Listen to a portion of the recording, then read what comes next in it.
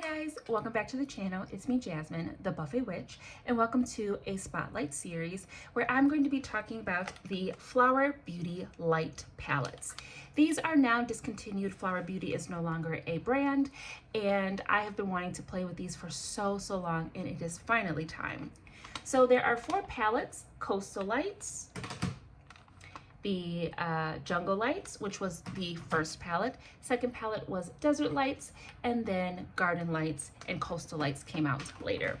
I have condensed this palette, or those 4 palettes, into this one palette, choosing colors from each 4 that I really liked. These are the ones that I'm going to be using in this series because I just found that looking at these, I don't want to use all of the shades. So these are the shades we're going to be using, and I decided to do it this way because when I looked at the palettes in their entirety for my 4 to 5, maybe 6 looks for this series, it's just too much, and I don't really want to use all of the shades, so I thought pick my favorites and we'll go from there. So I'm gonna whack on a crease and we're gonna play. I don't know if I'm gonna keep it neutral or if I'm gonna do a colored crease, but let's do something. Maybe we do 2 eyes. How about this? Let me give you a 3-in-1 in one go. Let's get started. So I am already primed using the Urban Decay Primer Potion in the anti-aging version, which I didn't choose. It was just the small size. So for the crease, I'm going to pull out Natasha Denona, the Texture Tone palette. I really love this thing. So yes, I am very much obsessed with this palette.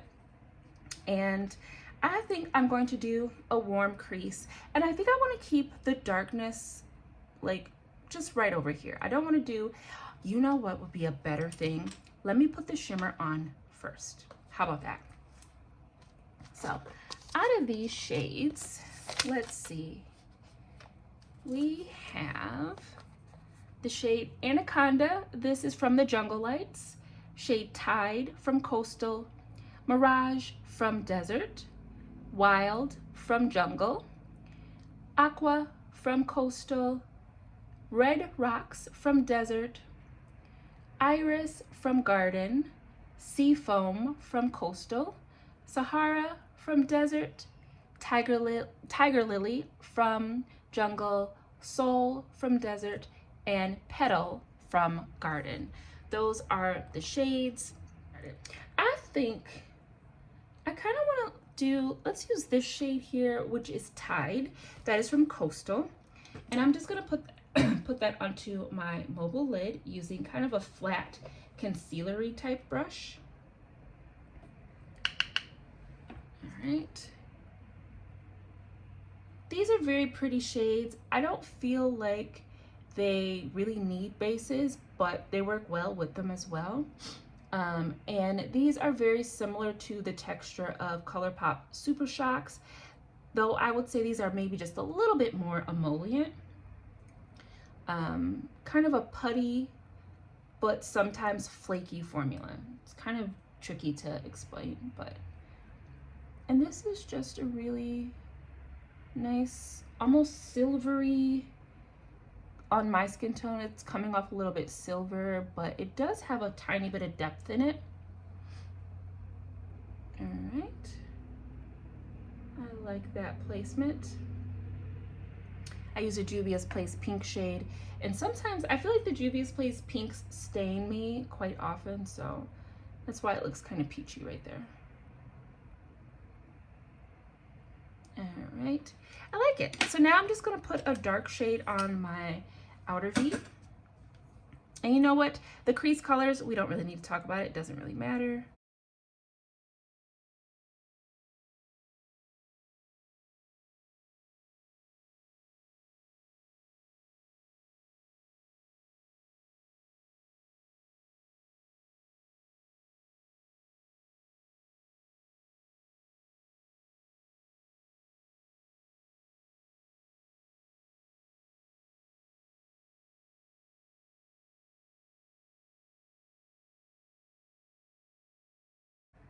All right, nice and simple.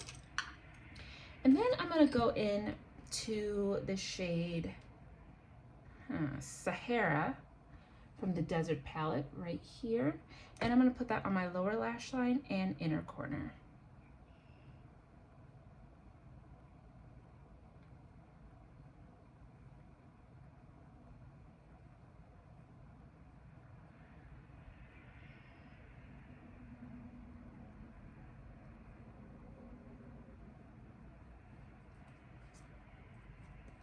And that is look 1.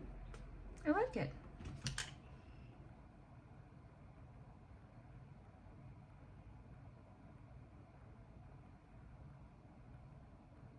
All right. And I'm not going to put mascara on so I can remove this easily. Let's do something brighter. Let's use this green, and that is Seafoam from the Coastal Lights as well. And again, I'm going to put that on first, just so I know what's happening. Now, I feel like I've used Seafoam before in, oh wait, no, yeah, I think I have used Seafoam. It's a beautiful seafoam green color.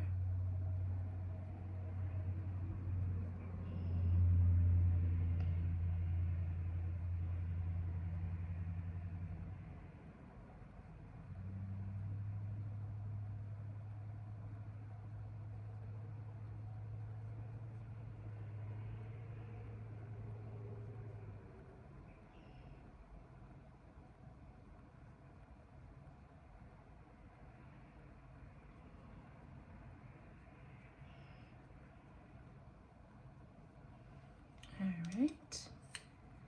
And I actually want to use some color for the crease. I'm going to take out the From the Roots palette from Detta Signature. And I think I'm going to play with, you know, I kind of want to play with it. Let's play with this purple. Shift it up, because I was going to go in with that green. Let's do something a little fun. Oh yeah.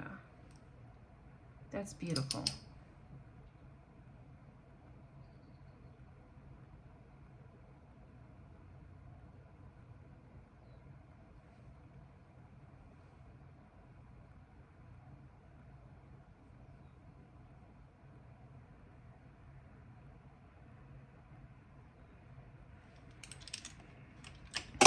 Just gonna take a different brush so I can blend that out without the color going poof, kaboom.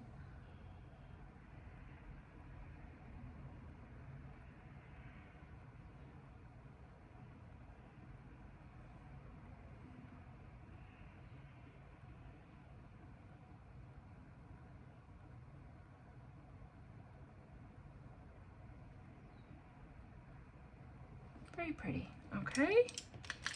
And I'm gonna take that same shade, Seafoam. We're gonna put that under.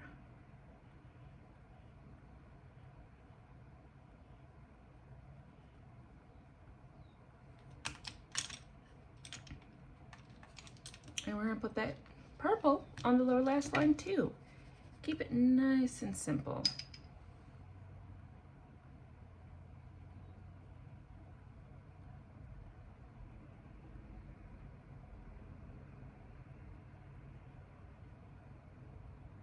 I love it. And for our inner corner, I'm gonna go into Soul from Desert, and we'll pop that on the inner corner.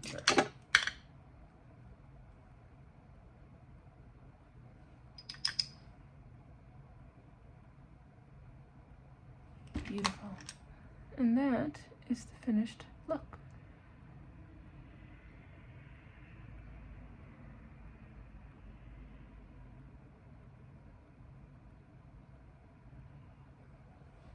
All right, I'm gonna remove this and now let's do one more look.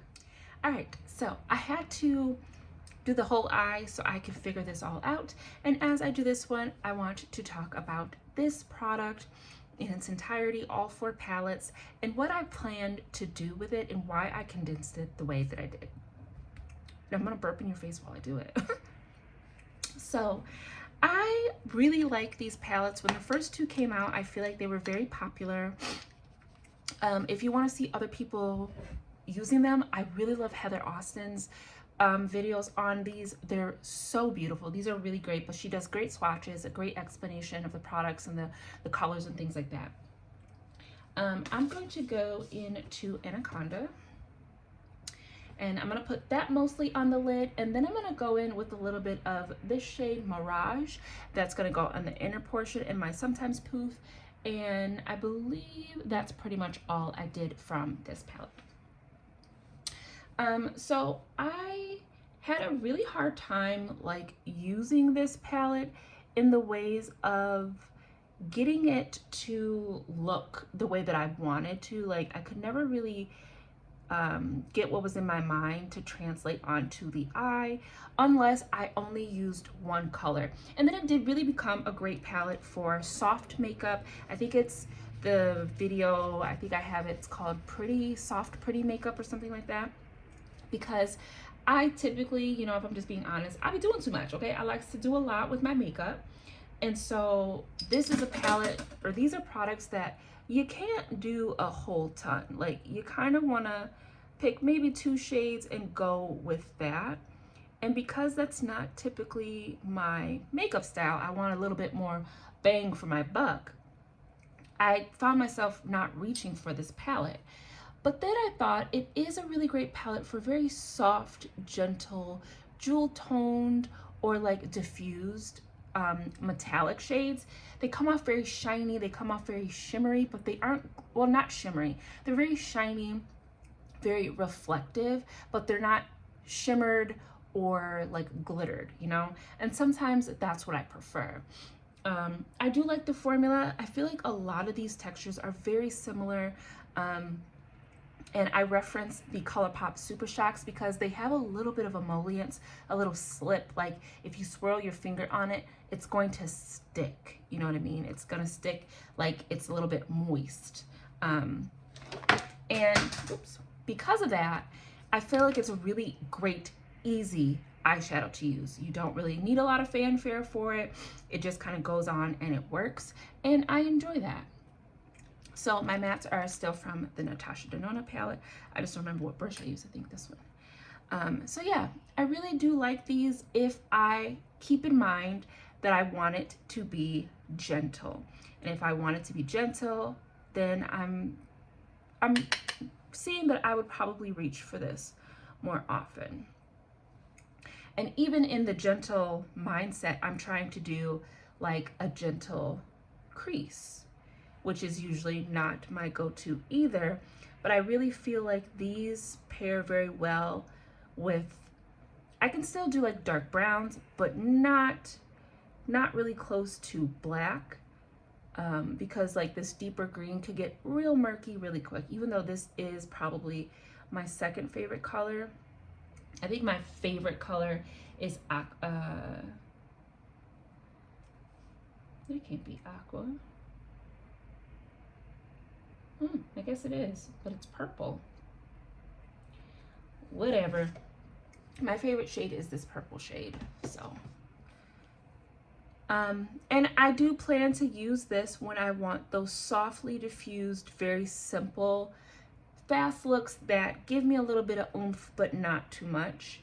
And it'll be a great alternative to when I don't want to use like a liquid shade, because my liquid shades pretty much do what it is that I'm getting these to do. And I guess it's more just like what texture I'm interested in using that day. So now I'm just going to deepen this up a little bit. And yeah, so that's why I decided to depot these, because I just looked at them, and because I don't do this type of makeup very often, it just felt like a waste having them here when they weren't being used.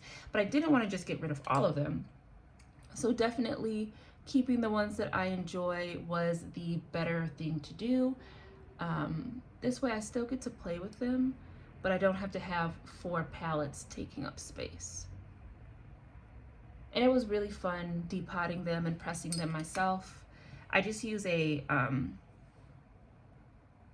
the like wand of a eyeshadow to press them down with some paper towel. And I typically keep empty pans on hand just in case I feel like doing a little bit of something, you know. All right. And then on the lower lash line, I think I went in with this shade. And then I wanted my inner corner to be very bright, so I'm using this kind of banana cream shade, just keeping it nice and matte on the lower lash line.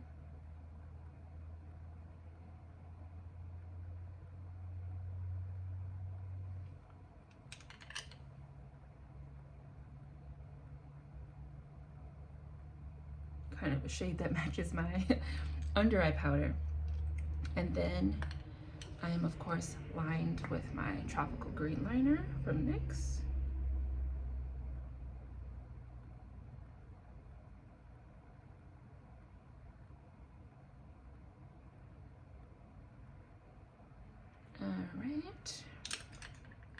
All right, I'm gonna pop on some mascara and a lip combo, and then I will close out this first little video of our spotlight. All right, we are done. This is the final look.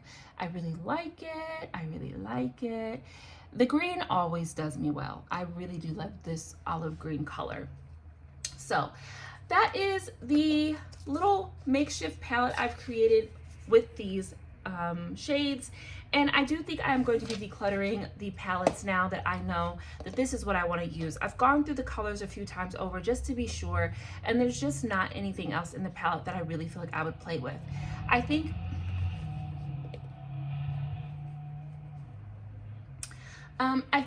this is definitely going to be a palette where I'm going to have to think about placement and kind of shape. I think sometimes I let my makeup blow up because I want to utilize all this space. But the first two looks, I kept them kind of the way that they were because I wanted to keep it kind of sequestered to a little bit on my poof, but I didn't want to bring it all the way up to the brow. Now, I love bringing my eyeshadow all the way up to the brow. But sometimes I think if the blend is right and the placement is right, having it kind of bare up there can look really pretty. I'm trying a different shape with my brows. I'm pretty much going with whatever my natural brows are and then just faking the funk on the tail because I'm trying to get like natural brows. And I don't know about you, but I feel like this is the most natural my brows have ever looked because I just barely have anything built. It's really just right there. Everything else is just my brow hairs. And I feel like when I have a bigger brow, it just kind of cuts down some of the space that I have to fill with eyeshadow. So when I have a thinner brow, I'm like, do I go all the way up to the brow bone or do we stay below it? And if I stay below it, then shape becomes very important, specifically in this area. And like I said in a previous video, for the longest time, I didn't know what to do with that area. So now I just kind of use it as a background foreground. And I say it that way because it is not meant to be the star of the show, but it does help the lid shade pop. And it kind of plays like this in and out type of like backdrop for everything. Because if I just leave it bare, it looks weird. But if I put something there that's too out there, then it kind of distracts. Does that make sense? I think you know what I'm talking about. But yeah, I like the idea of this type of product, these particular shades in this formula for those softer looks. They're a little bit diffused, they're a little bit filtered looking, and it's not a style of makeup that I go for very often, which is why I think they've just been sitting in my collection waiting for me to do something with them. So this will definitely be a practice in doing soft, quick, 1 or 2 eyeshadow looks, and those are very tricky categories for me to do. But I think these first 3 looks came out very well. That's why I kept the first 2. I wanted to kind of keep them kind of centered on the lid, a little bit on the outside, not letting my crease blow up, not using colors that were so bold, but still trying to utilize color. That's typically what I like to do.